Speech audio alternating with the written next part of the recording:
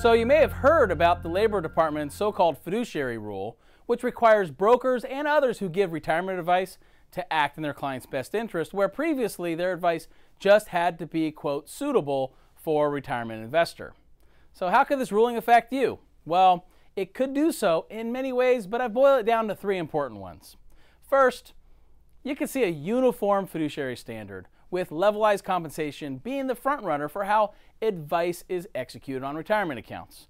What does this mean exactly? Well, it means that broker-dealers and investment advisors would be subject to a uniform standard of conduct when providing personalized investment advice about securities to retail investors.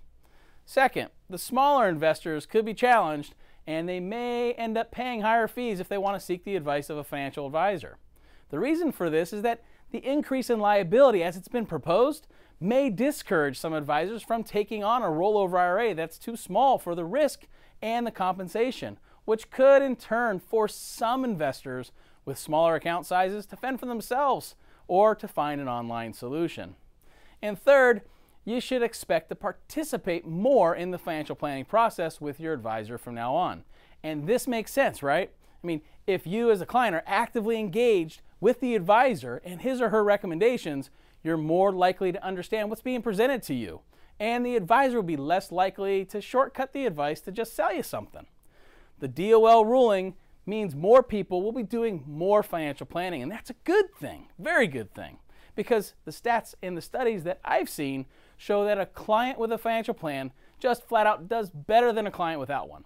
In fact, in 2011, HSBC did a study called The Future of Retirement, and it showed that those with a financial plan accumulated, get this, nearly 250% more retirement savings than those without one.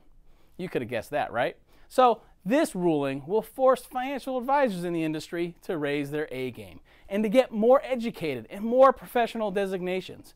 And that's very important for the health and wellness of the entire advice industry. So what I see is this boils down to separating the difference between advice as it relates to advising you on your financial plan and investment advice, advice that is related specifically to the investment recommendations, the implementation of it, and the execution. Get comfortable with paying for the advice. That's the most valuable part of what a financial advisor does. And when financial advisors raise their A game, that could only mean better things for you as the investor.